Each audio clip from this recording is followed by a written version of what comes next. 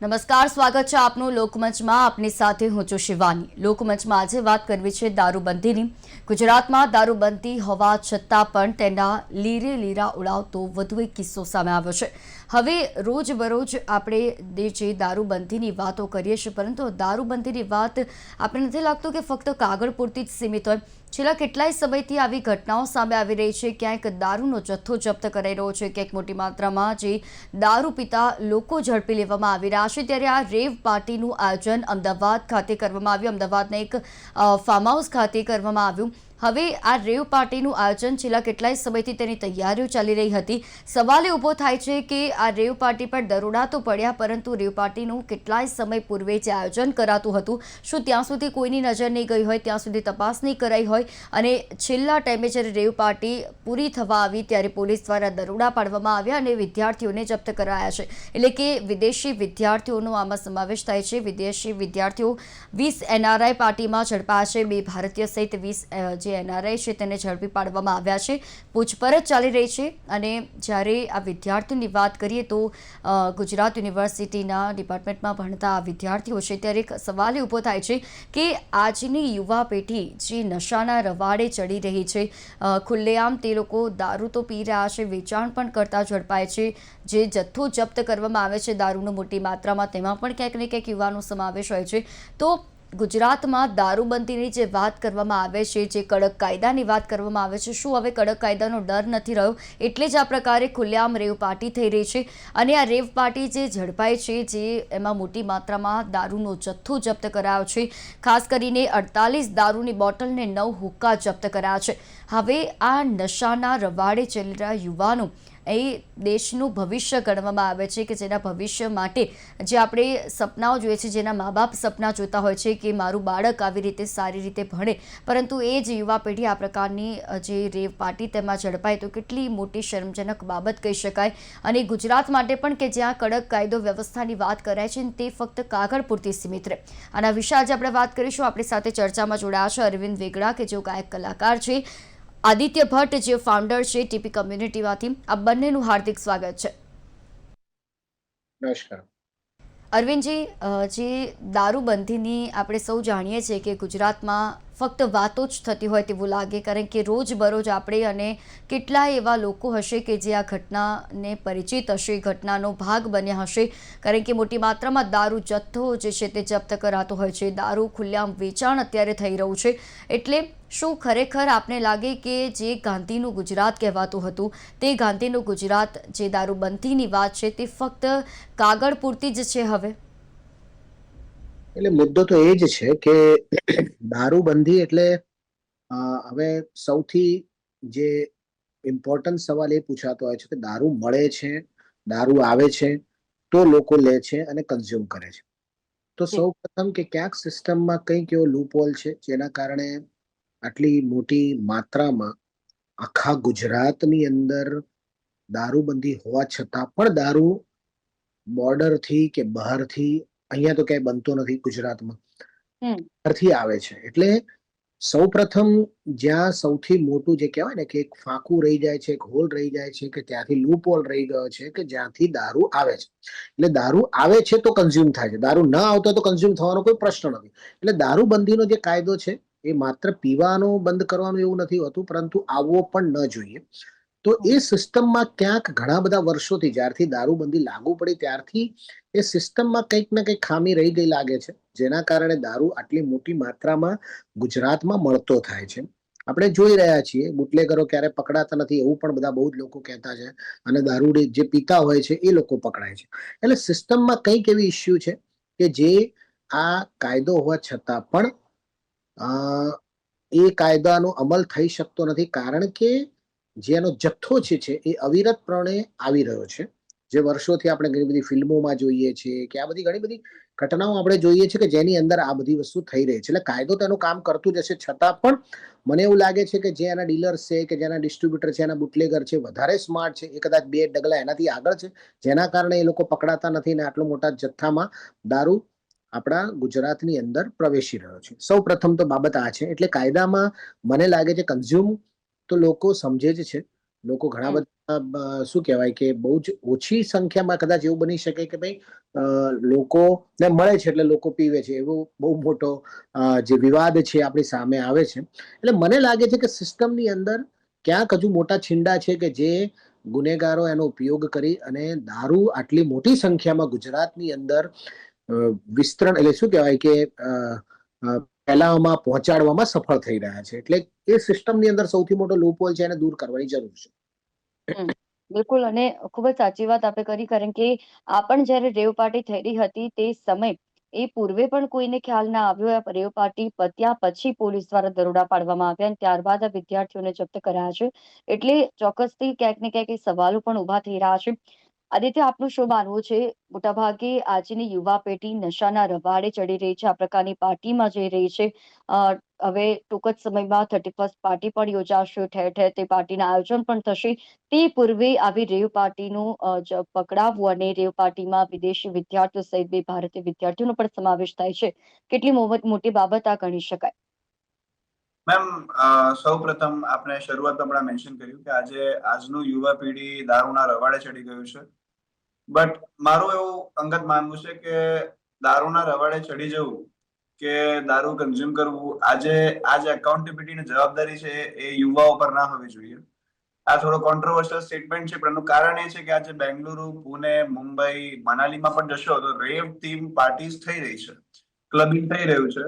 આજે we are living in a world of exposure, જ્યાં બાળકોને at a very young age mobile આપવામાં આવે છે, જ્યાં constant they are expose to everything going around in the world. અને એ લોકોએ જો પાર્ટી કન્ઝ્યુમ કર્યું તો પછી એકો ચેમ્બરના માધ્યમથી એમને કન્સિસ્ટન્ટલી આવા બધા અલગ અલગ not just feeds but resources પણ મળશે, through Instagram, through Reddit, through Telegram channels. તો it is hum. Very to spot to stop it. તો આજે જો કાયદો છે ગુજરાતમાં કે દારૂબંધી છે, તો એ સિસ્ટમ અને ગવર્મેન્ટ દ્વારા છે. તો તેનું અમલીકરણ અને તેને લાગુ કરવું ઇફેક્ટિવલી પણ ગવર્મેન્ટ અને સિસ્ટમનું કામ છે. કેમ કે આજે યંગ છોકરાઓ, યંગ છોકરીઓ જો વાદે ચડી જાય છે તો તે કરેક્ટ કરવા માટે અવેરનેસ ઇઝ નોટ ઇનફ. કેમ કે આજે જો તમે અવેરનેસ ફેલાવશો કે તમારે આ ના કરવું જોઈએ, તો આઈ થિંક કે જે મશીનરી એમના અગેન્સ્ટ સેટ છે સોશિયલ મીડિયાના માધ્યમથી અને કરંટ જે વેસ્ટર્નાઇઝેશન કેવી કે the bleak imitation of downfall of western society આપણે જે કરી રહ્યા છે, ઇટ ઇઝ મચ સ્ટ્રોંગર. તો તમે મને કન્વિન્સ નહીં કરી શકો કે આ બધું ના કરો. તે કરતા તમે it's better if we stop the current loopholes, we correct the system, and then once it is stopped you start a pathway to awareness. Awareness step by step થાય. તમે મને હાથમાં દારૂની બોટલ આપશો તો પછી હું સાંભળવા કરતા વધારે જે ઇન્ફ્લુઅન્સ છે એ પહેલા આવશે, સાંભળવાનું પછી આવશે. So first the consumption, the distribution, the entire dilemma surrounding it must be stopped. તે પશ્ચાત એક અવેરનેસ પ્રોગ્રામ અને છોકરાઓને દારૂના રવાડે ના ચડાવવા માટેના જે આપણે એક સિસ્ટમેટિક ગાઈડન્સ હોય એ શરૂ કરી શકાય. પણ ત્યાં સુધી યુવાઓ જવાબદાર નથી, જેણે સિસ્ટમ બનાવી છે, જે સિસ્ટમના હકદાર છે, સ્ટેક હોલ્ડર્સ છે, તેમની પહેલી જવાબદારી આવે, અકાઉન્ટેબિલિટી આવે, અને તે પછી યુવાઓનો વારો આવે. પણ આમ આદિત્ય, એમ નહીં લાગતું કે સિસ્ટમ ઉપર જવાબદારી નાખી દેવાથી યુવાઓની કોઈ આમાં ભૂમિકા જ નહીં રહે? કારણ કે સિસ્ટમની, ચલો આપણે એ બીજા નંબરની વસ્તુ છે કે સિસ્ટમ, આપણો જે કાયદો છે તે કદાચ કડક નથી ને એટલા જ માટે આ પ્રકારની ખુલ્લેઆમ પાર્ટી થઈ રહી છે. પરંતુ યુવા પેઢીએ પોતાના માટે પણ વિચારવું જરૂરી છે કે જો આજે તે આ પ્રકારની પાર્ટીમાં જશે તો બીજી વાર કોઈ આવું કોઈ આયોજન કરશે તો તે તરત પ્રેરાશે કે ભાઈ મારે પણ જવું છે, મેં એક વખત તો કરી તો કઈ થયું નથી, તો બીજી વખત પણ હું જઈશ. તો છેલ્લે તો ભવિષ્ય ઉપર તેમના જ ઉપર સવાલ થતો હોય છે ને. ખૂબ સાચી વાત ma'am. As a founder of a debate community, I am a prime example of someone who is stepping out and talking about it. હું એક હમ. એક્ઝામ્પલ છું અવેરનેસ સ્પ્રેડ કરવાના માધ્યમનો, પણ મારા જેવા ઘણા છે. પણ તકલીફ એ છે કે system is much stronger, the machinery hmm. Is much stronger than the people speaking up. અને ધ ક્વેશ્ચન હિયર ઇઝ કે કયા તંત્ર છે, કયા સમીકરણ છે જે છાવરે છે આ બધી વસ્તુઓને? કેમ કે જો જી. મને as a person who is not consuming this knows exactly where to procure it, ક્યાંથી મેળવવું, ક્યાંથી કન્ઝ્યુમ કરવું, અને કેવી રીતે આ બધી ચેનલો ઓપન છે. દરેક ગલે તમે જોશો, it is very easy to access the entire substance abuse. દારૂ, આ બુટલેગરો ઠેર ઠેર ફરે છે. હમ. તો while it is very easy to say કે today it is our responsibility બધાની છે, પણ જે અમલીકરણની પોસિબિલિટી છે કઈ દિશાથી આવે છે, કેવી રીતે આવે છે, મહત્વનું છે. સો મારો જે સ્ટાન્સ છે, however controversial, is very practical in nature, કે ગમે યુવાને એજ્યુકેશન આપશો, આજે તે ત્યારે જ પોસિબલ થશે જ્યારે એમનો એક્સેસ પેલા ડિનાય કરવામાં આવે, રાઈટ. તમે કમ્પ્લીટલી બંધ કરી દો એ બધી વસ્તુઓને. આજે ગવર્મેન્ટ સિસ્ટમ દ્વારા એક કડા કાયદા મૂકવામાં આવે. અમિત શાહભાઈની મેં અમારી રિસેન્ટલી એક સ્પીચ સાંભળી હતી જેમાં એમણે 3 સ્ટેપ્સ જાહેર કર્યા છે, અને આઈ હોપ કે 3 સ્ટેપ્સ ઘણા સ્ટ્રોંગલી ઇમ્પ્લિમેન્ટ કરવામાં આવે અને દે gate successful in the state of Gujarat as well, considering કે ટુડે આપણે જે રીતે હમણાં આગળ વધી રહ્યા છે, this is just a beginning. છોકરાઓ હજુ ઘણું ઊંડું ઉતરશે જો આ વસ્તુને હજુ સ્ટોપ કરવામાં ના આવી તો. બિલકુલ. અને કહેવાય છે ને કે જ્યારે કોઈ પણ એક ફ્રૂટ હોય તો ફ્રૂટમાં જો એક બાસ્કેટમાં એક ફ્રૂટ પણ જો ખરાબ હશે તો દરેક ફ્રૂટને તેની આસપાસ રહેલું ખરાબ કરવાનું જ છે. અને તે જ પ્રકારે ક્યાંક ને ક્યાંક આ વ્યસન છે. અરવિંદજી, આપનું શું માનવું? અહીંયા જવાબદારની વાત આવી કે જે દારૂબંધી છે તે પોકળ સાબિત થઈ રહી છે, દવાઓ ફક્ત કાગળ પૂરતા સીમિત છે, તો જવાબદાર કોને ગણવામાં આવે? સૌ પ્રથમ તો હું તો વિદેશમાં ખૂબ જ ફરું છું ને મેં બધે જ જોયું છે જે કારણો દારૂબંધીના આપવામાં આવે છે કે ભાઈ આ કારણોના કારણે દારૂબંધી કરવામાં આવી છે, પણ આપણા ભારત દેશની જ વાત કરીએ જ્યાં એક જ આપણી ગવર્મેન્ટ છે, જ્યાં પણ અલગ અલગ કાયદા છે કે મહારાષ્ટ્રમાં દારૂબંધી નથી, દિલ્હીમાં દારૂબંધી નથી, અને ગુજરાતમાં અને બિહારમાં દારૂબંધી છે. કહેવાનો મતલબ એ છે કે એક તો જો તમે દારૂબંધી છે તો કેમ છે અને એના કડક કાયદા એ કેમ નથી પાડતા, મીન્સ કે એ ઇમ્પ્લિમેન્ટ કેમ નથી કરી શકતા. વિશ્વમાં આટલી બધી સંસ્કૃતિ આપણે જોઈ છે. આજની વાત નથી કરતા, હું તો કહું છું કે 1000 વર્ષ પહેલાથી કે આજની તારીખની અંદર દારૂબંધી એ દારૂ એક એટલે ઘણી વાર તો એ પ્રશ્ન ઉભો થાય છે કે આટલી બધી કન્ટ્રીઝ જે આટલી બધી આગળ વધતી કન્ટ્રી જ્યાં યુવાનો તો બધી જ જગ્યાએ છે, એટલે vote Aditya Sheth is absolutely right કે યુવાનોને દોષ આપવાનો અને એક કરીને એક પાર્ટીની અંદર ગયા, દારૂ કન્ઝ્યુમ કર્યો એટલે બેવડો થઈ ગયો, દારૂડિયો થઈ ગયો, એવું તો ક્યાંય બનતું નથી. આટલી બધી કન્ટ્રીઝમાં ફર્યા છે, આટલી બધી ક્લબિંગ જોયેલી છે, ગોવા બધા જ ફરવા જતા હોય છે, દીવ ફરવા જતા હોય છે, આપણા ગુજરાતમાંથી આબુ જતા હોય છે, બધાને ખબર છે કે ત્યાં કન્ઝ્યુમ થતું જ હોય છે. તો એટલે હવે એવું લાગે છે કે દંભ છે દારૂબંધી કે શું? આપણે અહીંયા એ જ છે કે અહીંયા મેડિકલ રીઝનના કારણે પણ પરમિટથી દારૂ આપવામાં આવે છે. યુવાનો તો પછીથી આવે છે, જે કન્ઝ્યુમ કરનારા લોકો છે જે અફોર્ડ કરી શકે, જે 2 પૈસા વાપરી શકે છે, જે લોકો ઓલરેડી સેટ છે, જે લોકો આ રીતે પ્રોહિબિશનના લાયસન્સ લઈને એ લોકો પરમિટ લઈને બેઠેલા છે, એ લોકો દારૂ કન્ઝ્યુમ કરતા હોય છે. મુદ્દો એ છે કે વિશ્વમાં બહુ જ ઓછી જગ્યાઓ છે, જૂજ જગ્યાઓ છે ત્યાં દારૂબંધી છે. એની પાછળના કારણો હજુ સુધી કોઈ ફૂલ પ્રૂફ એવા નથી બતાવી શક્યા કે આ કારણના કારણે આવું થાય, કાં તો પછી મળવું જ ન જોઈએ, કાં તો આખા ભારત દેશમાં બધે જ દારૂબંધી હોવી જોઈએ. કોઈ પણ જગ્યાએ બનવું ના જોઈએ, થાય નહીં તો આ પ્રશ્ન ઉભો જ ના થાય તો કેમ નથી થઈ શકતો? હું તો ત્યાં સુધીની વાત કરું છું. હવે બીજી વાત છે મોરલ રિસ્પોન્સિબિલિટી. આજની તારીખમાં vote Aditya Sheth is absolutely right કે બધું તમારા મોબાઈલમાં તમે આખું વિશ્વ જોવો છો. આ તો આપણો છોકરો અહીંયાથી કેનેડા, લંડન, USA, ઓસ્ટ્રેલિયા ભણવા જતો હોય છે, તો ત્યાંથી આવેલો વ્યક્તિ જે છે, એટલે કહેવાનો મતલબ એ છે કે તું બધું જ જોઈ રહ્યો છે, શીખી રહ્યો છે. આજે ફિલ્મો દ્વારા દરેક ગુજરાતી ફિલ્મની અંદર એક દારૂનો સીન જોવા મળે છે. ખબર છે કે ગુજરાતમાં દારૂબંધી છે, છતાં પણ એ ગુજરાતી ફિલ્મની અંદર દારૂનો સીન હોય છે. અને દારૂ વાળો સીન હોય તો પણ ગુજરાત, એટલે કહેવાનો મતલબ એમ છે કે એ રિલીઝ થાય છે. આપણે ત્યાં નીચે એક નાનકડી સ્ટેચ્યુટરી વોર્નિંગ લખીને કે ભાઈ દારૂ પીવું હોય સ્વાસ્થ્ય માટે હાનિકારક. આપણને ખબર છે સ્વાસ્થ્ય માટે હાનિકારક છે, છતાં પણ આખા વિશ્વમાં પીવાય છે. એટલે કહેવાનો મતલબ એ છે કે જો બંધી છે તો એ એટલી સખત હોવી જોઈએ કે ત્યાં દારૂ શું એમ કહેવાય ને કે પરિંદા બી પર નહીં માર શકતા, તો દારૂ આવો જ ના છે. હવે દારૂ આવી રહ્યો છે તો કન્ઝ્યુમ થઈ રહ્યો છે, પછી એને કહી શકાય કે આ યુવાનો એના કારણે બગડી રહ્યા છે? ના, એવું નથી. અને વિશ્વમાં આટલી બધી જગ્યાએ યુવાનો છે જેને ત્યાં દારૂબંધી નથી, તો ત્યાંનો યુવાન શું બગડી ગયો? એટલે એ જે છે ને પોકળ વાત છે. એની પાછળ સ્ટ્રોંગ રીઝન આજ સુધી મને નથી સમજ પડ્યા કે સ્ટ્રોંગ રીઝન શું છે. કે મહિલાઓની સેફટીથી માંડીને, હા, ડ્રિંક એન્ડ ડ્રાઈવ એ કાયદો દરેકે દરેક વિશ્વમાં કોઈ પણ ખૂણે છે કે જો તમે દારૂ કન્ઝ્યુમ કર્યો તો તમે ડ્રાઈવ ન કરી શકો. અને આપણે જોયું છે લોકો નથી પણ કરતા, ક્યાંક લોકો કરતા પણ હશે, એક્સિડન્ટ સર્જાતા પણ નથી. તો એ તો દારૂ પીધેલો હોય કે ન પીધેલો, એક્સિડન્ટ તો થતા જ હોય છે, આપણે બધા જાણીએ છીએ. પણ કહેવાનો મતલબ છે કે એ કાયદો એ દરેકે દરેક પોતાની જવાબદારી હોય છે. અચ્છા, આપણને આજની તારીખમાં પણ ખરાબ છે કે જ્યાં સ્લમ એરિયા છે ત્યાં દેશી દારૂ એટલે બહુ જ બધા કન્ઝ્યુમ થાય છે હમ, અને પોતાની જિંદગી એમાં બરબાદ કરી નાખે છે. એ પણ કિસ્સા જોયેલા છે. હમ, કહેવાનો મતલબ એ છે કે સિસ્ટમ એક જે આખી ગાઈડલાઈન, એક એની એજ્યુકેશન સિસ્ટમથી માંડીને આખી જે ગાઈડલાઈન હોવી જોઈએ, જે કાયદો ઇમ્પ્લિમેન્ટ કરવાની વાત છે, એની અંદર ખૂબ જ મોટા છીંડા રહેલા છે, ખૂબ જ લૂપહોલ્સ છે. એ સેટરાઇટ થવા માટે દરેકે દરેક, જો એ દારૂબંધી ઇમ્પોઝ કરવામાં આવી છે જ્યારે મોરારજી દેસાઈ સાહેબ હતા એમની સરકાર વખતે, તો હમ. એની પાછળના હજુ પણ મને એવું લાગે છે કે કાયદા એટલા સ્ટ્રિક્ટ નથી અથવા કાયદાનું પાલન થઈ નથી રહ્યું. એના જ કારણે આજે અહીંયા આટલી મોટી સંખ્યામાં આપણને જોવા મળે છે. તો મને લાગે છે કે સિસ્ટમ ફ્રોમ ધ બિગિનિંગ દારૂબંધી લાયા છે તો એની પાછળના કારણો એટલા સ્ટ્રોંગ હોય, એની પાછળના દરેકે દરેક લો એન્ડ ઓર્ડર એટલા સ્ટ્રોંગ હોય, તો મને લાગે છે કે આપણે જે વિચારીએ છીએ કે યુવાનો ખોટા રવાડે ન ચડે, મને તો લાગે દારૂબંધી કરતા સૌથી મોટામાં મોટો જે ડર છે, હવે દારૂબંધી ના હોવાના કારણે આજે દારૂની એક પાર્ટી કરવી હોય તો એને બહુ બધું મોટું આયોજન કરવું પડે. હવે ડ્રગ્સની જે વાત હમ, થઈ છે, જેમાં સૌથી મોટો આજે ગુજરાતમાં ભય રહેલો છે કે જી, ઇમિડિયેટ કન્ઝ્યુમ થાય, બહુ નાનકડી પડીકીથી માંડીને લોકો તરત કન્ઝ્યુમ કરીને ખબર પણ ન પડે એવી પરિસ્થિતિએ એ સૌથી મોટું એક ખોફ છે આજે ગુજરાત માટે કે આપણા દેશ માટે.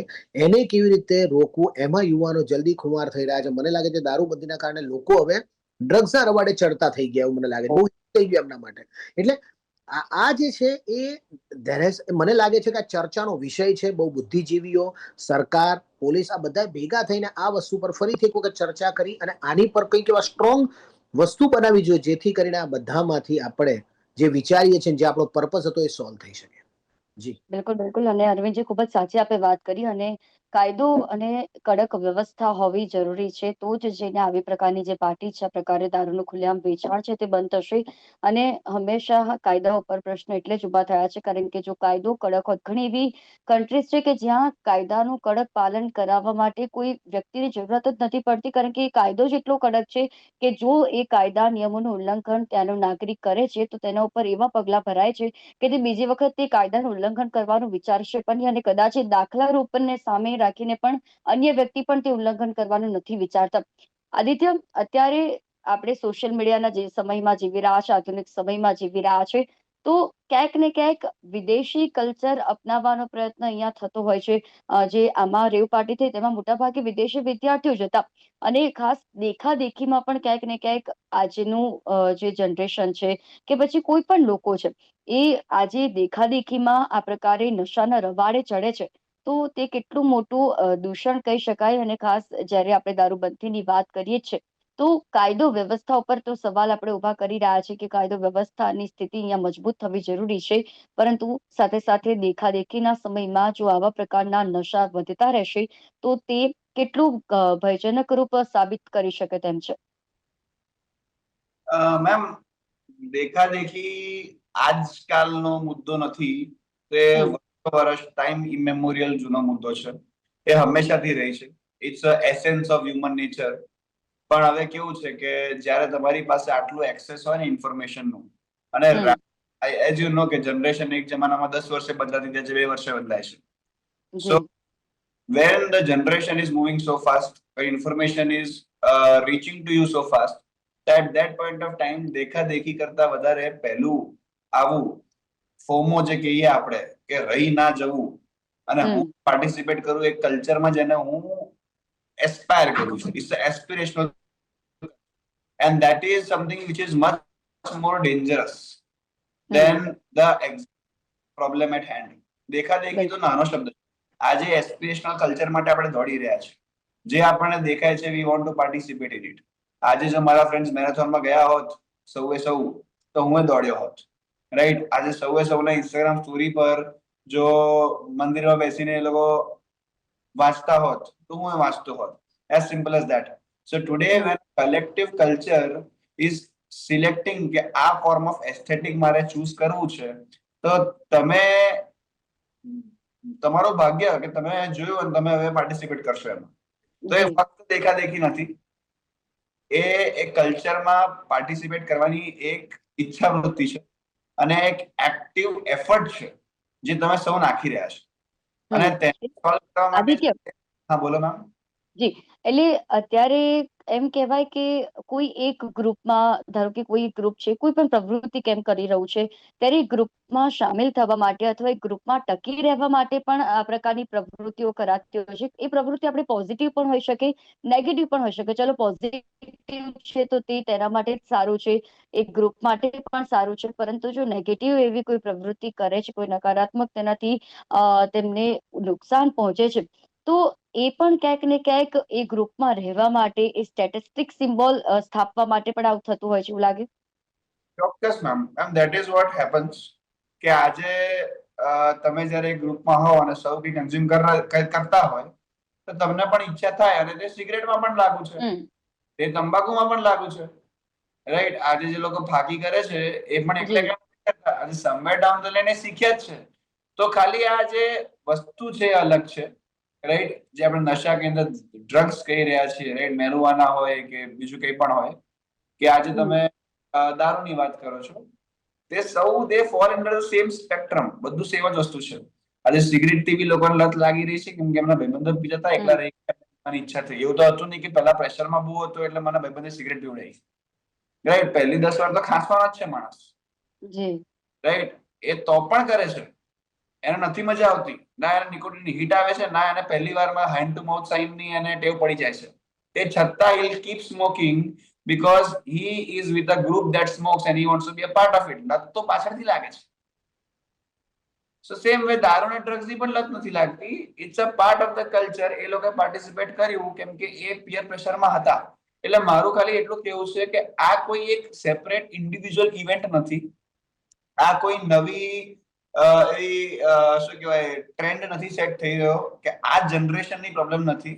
આ એક હ્યુમન કેરેક્ટરિસ્ટિક જનરેશન્સમાં સેમ છે. ખાલી આ એક નવી સબસ્ટન્સ છે, નવું પ્રોબ્લેમ છે જેને આપણે એટ હેન્ડ સોલ્વ કરવાનો છે.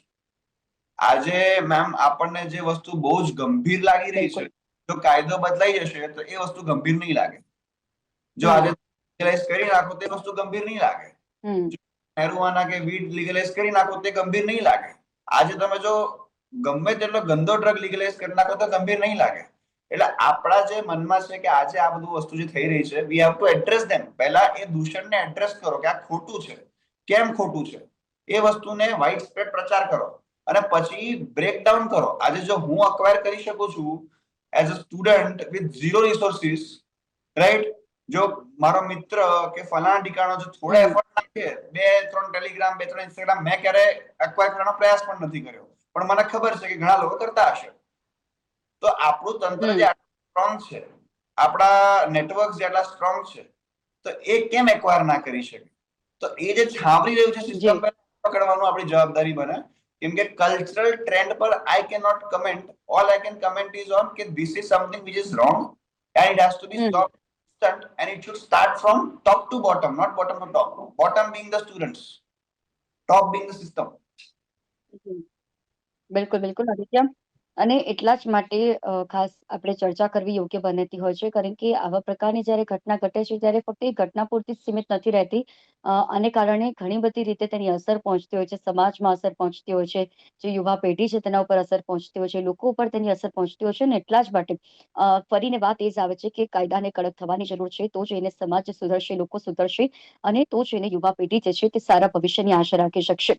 અરવિંદજી, આદિત્યજી, આ બંને અમારી સાથે આ વિશેષ ચર્ચામાં જોડાયા તે બદલ આપ બંનેનો આભાર.